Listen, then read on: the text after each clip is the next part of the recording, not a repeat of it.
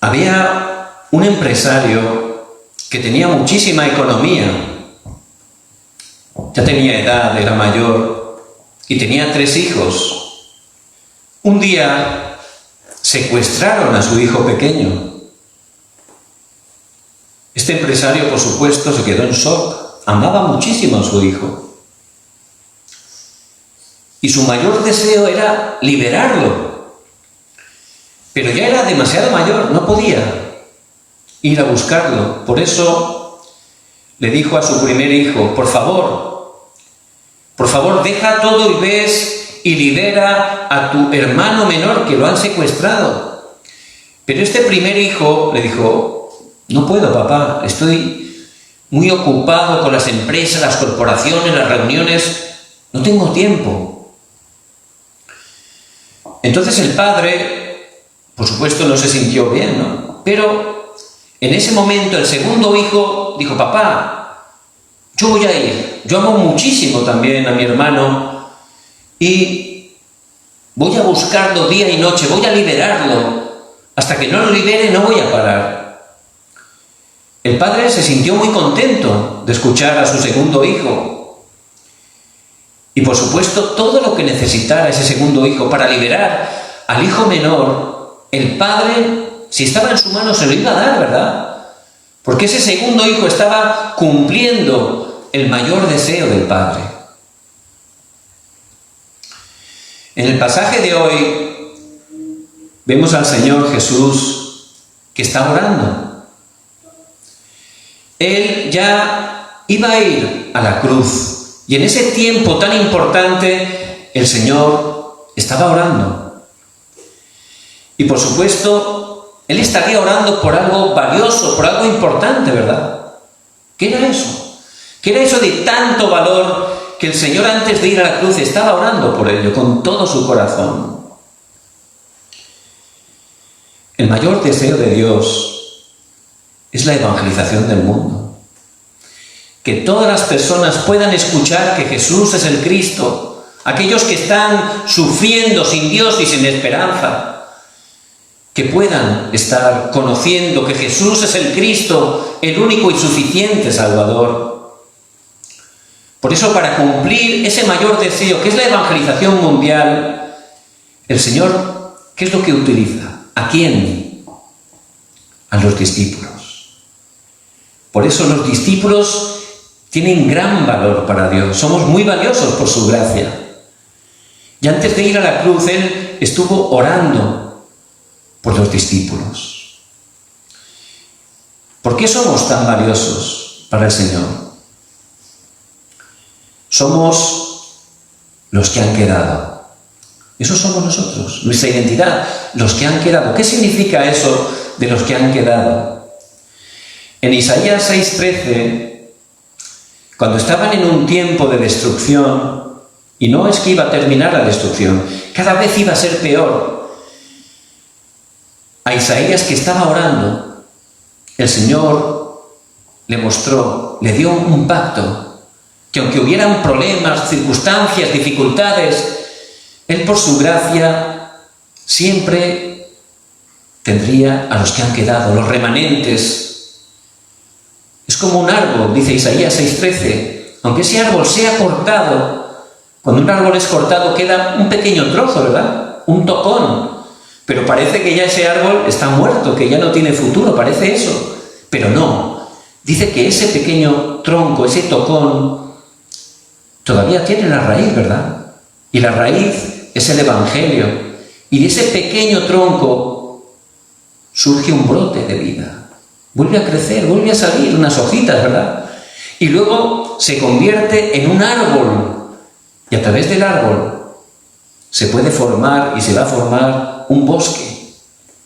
Eso es los que han quedado, los verdaderos discípulos, los remanentes, que somos realmente escogidos por Dios. En Juan 15:16 dice: no me elegisteis vosotros a mí, sino que yo os elegí a vosotros. Por eso somos tan preciosos para Dios, tan valiosos, porque a través de los que han quedado en épocas de grandes crisis, dificultades, esa minoría que el Señor toma en su mano y Él utiliza para poder estar quebrantando, bloqueando los desastres. Y vemos en la época de esclavitud cómo levantó a Moisés, o en tiempos de guerras, cómo levantó a David, a Samuel, o en tiempos de cautividad, a Daniel y sus 3 amigos, o en tiempo de colonización, Él levantó a los hermanos de la iglesia primitiva. Somos los que han quedado. Esa es nuestra identidad. Y ciertamente el Señor nos ha escogido. Fíjense qué valor tan tremendo tenemos para Dios. No solo nos ha escogido, sino que también Él envió a Jesús el Cristo para poder salvarnos. Por eso Jesús cumplió en la cruz ese trabajo de Cristo como verdadero Rey. Él venció a Satanás, nos sacó del poder de Satanás. Como verdadero sacerdote derramó su sangre para liberarnos de los pecados, para perdonar nuestros pecados. Como verdadero profeta nos mostró, nos abrió el único camino, que es Jesucristo mismo, para regresar a Dios y poder tener la verdadera vida. Fíjense, qué valor, qué valiosos somos para el Señor. Él nos escogió, Él entregó su vida por nosotros y Él obró un día para que pudiéramos creer en Él. Él vino a nuestro encuentro. Somos los que han quedado. Y los que han quedado, los remanentes, aunque estén en graves dificultades, aunque parezca que no tienen futuro, que están acabados, dentro de Cristo no podemos fracasar. Dentro de Cristo tenemos la victoria. ¿Por qué? Porque somos los que han quedado. Por eso el Señor oró por los discípulos, porque somos valiosos, porque es la manera que Él utiliza a través de los que han quedado, los discípulos, para poder cumplir su mayor deseo, que es la evangelización mundial. Y no tenemos que ser engañados. José era un esclavo, ¿verdad? Y este mundo te dice, tú no puedes, tú no vales. Eso es lo que dice Satanás. Tú eres un esclavo, tú no tienes ningún respaldo. Pero José, que se aferró al pacto de Jesús el Cristo, que sabía muy bien cuál era su identidad, tenía seguridad, él se levantó como un gran gobernador que Dios utilizó para cumplir las misiones, los que han quedado. Y también ese pastorcillo de ovejas, tenía unas pocas ovejas, sus hermanos se burlaban de él. ¿Quién era David? Un remanente, también los que han quedado. Y este David, que humanamente era tan débil, que sus hermanos lo despreciaban, que parecía que no tenía nada, pero no, Dios lo escogió. Él era un remanente, los que han quedado. Dios lo escogió para cumplir su mayor deseo, la evangelización mundial. Por eso, este pequeño pastor, aferrándose al pacto eterno de Jesús el Cristo, sabiendo muy bien su identidad, se levantó como un gran rey. Y también vemos esos pescadores, ¿verdad? Despreciados, venían de Galilea, un lugar humilde, que los mismos judíos despreciaban a los de Galilea. Pero el Señor fue a ellos, los escogió por su gracia, igual que el Señor vino a nuestras vidas y no se ha equivocado, porque somos los que han quedado, los discípulos escogidos por Dios.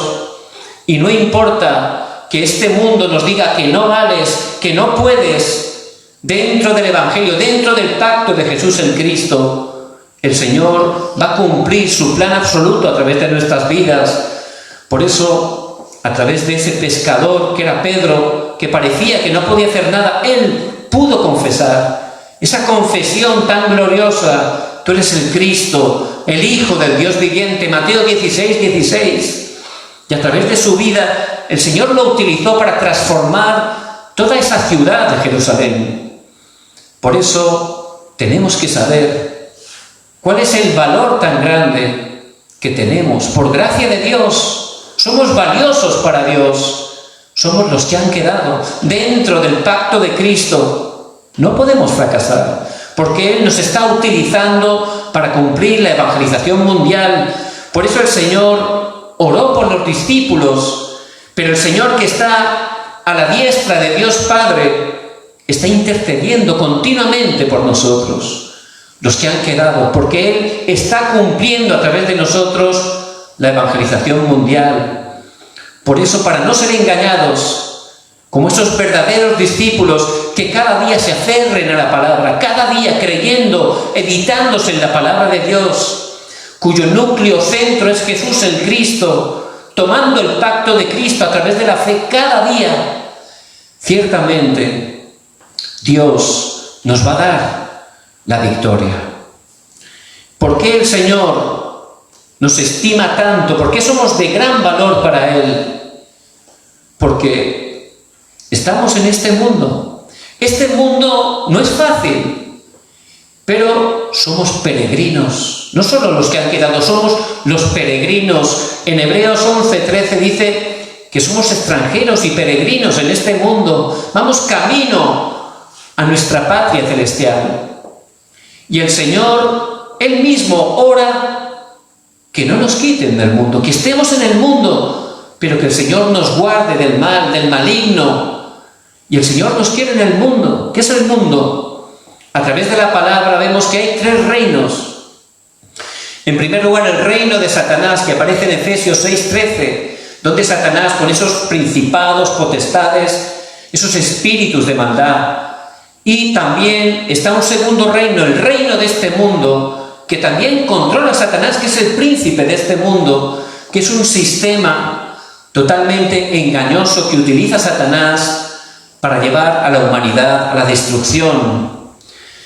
Y en este mundo, ¿qué es lo que contiene este mundo? En 1 de Juan 2:16 dice que este mundo son los deseos de la carne, los deseos de los ojos y la vanagloria de la vida. Es lo que nos está enseñando y direccionando este mundo, ¿verdad? Los deseos de la carne, es decir, este mundo te dice, tú haz lo que tú quieras. Lo que te pida el cuerpo, lo que te apetezca, tienes que hacerlo, es lo más importante. Y también lo que ves. Tienes que ver lo que tú desees, lo que codicies, eso es lo que tienes que hacer. Y también lo importante eres tú. Tienes que ser el primero, estar en el primer lugar. Es lo que enseña este mundo.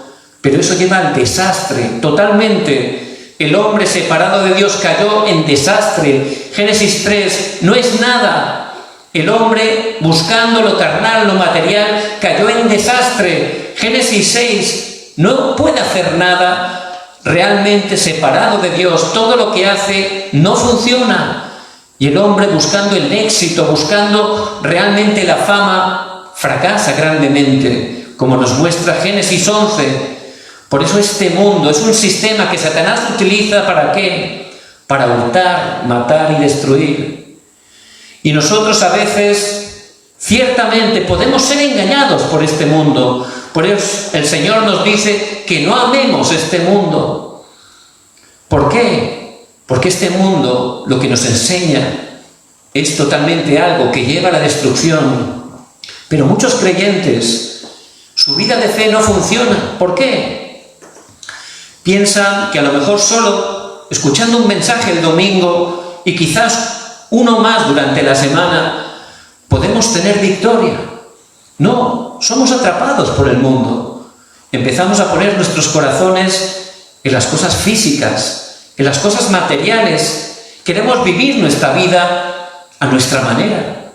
Y ciertamente de esa manera, amando al mundo, Satanás nos engaña grandemente y no funciona. Y ciertamente tenemos aflicción. Por eso el Señor dice, en este mundo tendréis aflicción. Juan 16:33, pero confiad, porque yo he vencido al mundo. Y la única manera de vencer este mundo es a través del reino de Dios. Por eso, como hijos de Dios, por su gracia, nosotros ya pertenecemos al reino de Dios. Y Él quiere que estemos en este mundo. No, que nos separemos, ¿verdad? Yo cuando conocí el Evangelio, ciertamente sin darme cuenta, me separé de todas las personas que no conocían a Cristo. Pensaba, yo soy mejor, todos ellos son impuros. Eso es legalismo, eso no es el Evangelio. El Señor no dice que nos salgamos del mundo. Él ora para que nos guarde de todo mal. ¿Por qué? Si nosotros, que somos la luz, salimos de la oscuridad. ¿Cómo van a poder salir de la oscuridad? El Señor quiere que estemos en el mundo, pero no para ser influenciados por el mundo, sino con el poder del Evangelio, que el mundo sea influenciado a través de nuestras vidas. Por eso, si no estuviéramos en el mundo, ¿quién iba a salvar a todas esas personas que están sufriendo? Gente despreciada incluso por la sociedad. El Señor se encontraba con todo tipo de personas. Tenía ese corazón para salvar a todos, porque Él no vino para condenar este mundo, sino para salvarlo. Por eso el Señor quiere que estemos en medio del mundo, pero para ser luz, para que a través de nosotros el reino de Dios se establezca y la gente que está sufriendo pueda estar conociendo la verdadera respuesta. Por eso ciertamente lo más importante como peregrinos en este mundo es nuestro estado espiritual. Si no estamos de verdad disfrutando de esa llenura del Espíritu Santo, vamos a ver todo de manera física. Cuando anduvían 40 años por el desierto, la multitud, la mayoría de la gente, incluso estaba pensando en regresar a Egipto. Eran esclavos en Egipto, no tenían derecho, les pegaban, les mataban, les hacían trabajar, pero todavía deseaban, anhelaban regresar a Egipto. ¿Por qué? Porque decía que había buenas cebollas, buenas patatas, buena comida. Por esa cosa, ¿cómo puede ser? Pero ciertamente el problema es que tenían todavía ese pensamiento de esclavos. Ellos habían nacido siendo esclavos, toda su vida habían vivido como esclavos. Por eso de repente, aunque eran libres caminando por el desierto, tenían temor, no tenían seguridad. Estaban totalmente con ansiedad porque seguían pensando como esclavos. Por eso, aunque eran libres, aunque podían hacer las cosas con libertad, ellos estaban sufriendo. ¿Por qué? Porque su estado espiritual estaba totalmente caído. Pero en medio de ellos estaba Josué y Caleb.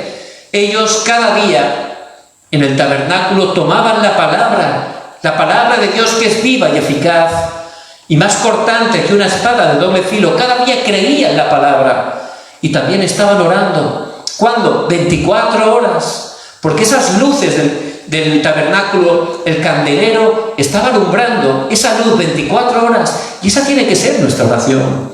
Por eso Josué y Caleb tomaban la palabra, oraban, estaban experimentando el poder de Dios y tenían unos ojos diferentes.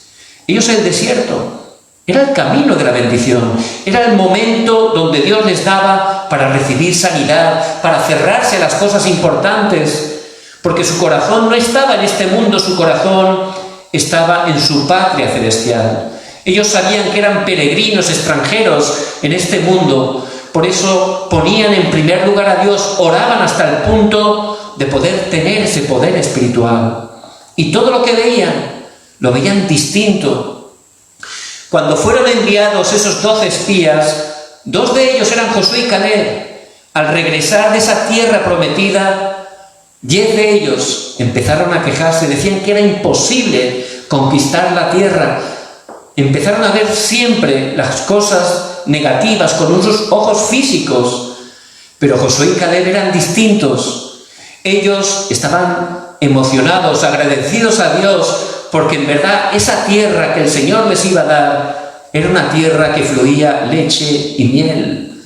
Ellos lo pudieron ver distinto. Por eso todo el pueblo de Dios, al escuchar a los 10 espías, fueron influenciados, estuvieron toda la noche llorando, amargados. Era un engaño. Pero en cambio Josué y Caleb estaban agradecidos a Dios. Habían visto esa tierra, ese regalo que Dios había prometido y que ellos sabían que Dios les iba a conceder. Estaban agradecidos porque era su estado espiritual. Y como peregrinos cada día en este mundo, para no ser influenciados por el mundo, sino estar alumbrando la luz del Evangelio en este mundo, tenemos que estar aferrados a la palabra, orando 24 horas, teniendo ese poder 24 horas. En ese momento, ciertamente, vamos a poder estar siendo luz en medio de la oscuridad. Y tenemos que recordar que somos los que han quedado. No podemos fracasar. Dentro del pacto de Cristo tenemos la victoria. Somos los peregrinos. En este mundo podemos tener aflicciones, pero son caminos que Dios utiliza para que su reino se establezca. Las crisis, las dificultades, tenemos que estar orando para ver ese plan absoluto de Dios a través de ellas. Y Josué y Caleb podían orar 24 horas y podían ver en todo momento cuál era el plan de Dios. Somos muy valiosos para Dios. Por eso el Señor oró por nosotros. Oró porque somos los que han quedado, los que Él utiliza para cumplir la evangelización mundial. Somos peregrinos y Él ora para que en este mundo su reino se establezca a través de nosotros. Y Él ora por nosotros porque somos también los conquistadores, los que Dios utiliza para cumplir su mayor deseo, que todas las personas conozcan el Evangelio. Por eso en el versículo 13 dice: como tú me enviaste, yo he enviado a ellos al mundo. El Señor nos ha enviado porque tiene un plan, tiene una misión. Y dice que no solo oraba por esos discípulos, sino también para todos los que iban a creer por la palabra de ellos. ¿Qué quiere decir eso? Que los discípulos ya están preparados. Por eso somos los conquistadores, aquellos que Dios utiliza para que puedan encontrar a otros discípulos. Vemos la iglesia primitiva, cuando estuvieron orando 10 días en Hechos 1:14, en el aposento alto de Marcos. En Hechos 2 fueron llenos del Espíritu Santo y a través de ellos se levantó un movimiento del poder y la vida de Cristo resucitado que transformó totalmente toda la ciudad de Jerusalén. Y sin hacer nada se encontraron con esos discípulos, Hechos 2 del 9 al 11, 15 personas de 15 naciones. Dios las tenía preparadas ahí, son los discípulos preparados por Dios. Y también en Hechos 2:41, 3.000 discípulos que el Señor tenía preparados. Ciertamente, el Señor nos ha llamado también como conquistadores, aquellos que Él utiliza para poder encontrar esos discípulos en nuestros campos que están preparados. Por eso somos esos conquistadores, los que Dios utiliza para alcanzar las 237 naciones, para poder sanar a todas las personas enfermas y sobre todo para poder traspasar este evangelio a las siguientes generaciones. Ese es el valor, lo valiosos que somos por gracia de Dios para el mismo Señor. Él oró por nosotros y Él sigue orando, intercediendo por nosotros, porque Él va a cumplir su plan absoluto a través de nuestras vidas. En Hechos 7 aparece el martirio de Esteban. Es el primer mártir de la historia de la iglesia. Y dice que cuando estaban apedreándolo, antes de dormir, Esteban miró al cielo y vio al Señor Jesucristo. En la versión inglesa, la versión coreana, dice que estaba de pie, que se levantó. ¿Por qué se levantó? Porque era su discípulo. Era realmente el que había quedado, aquel peregrino, el conquistador. Y Él tiene gran amor hacia los discípulos. Por eso ciertamente que podamos ver a través de esta palabra lo valiosos que somos para Dios, quiénes somos en Cristo, cuál es nuestra función en medio de este mundo y cómo Dios nos va a utilizar para que su reino se establezca hasta que el Señor venga.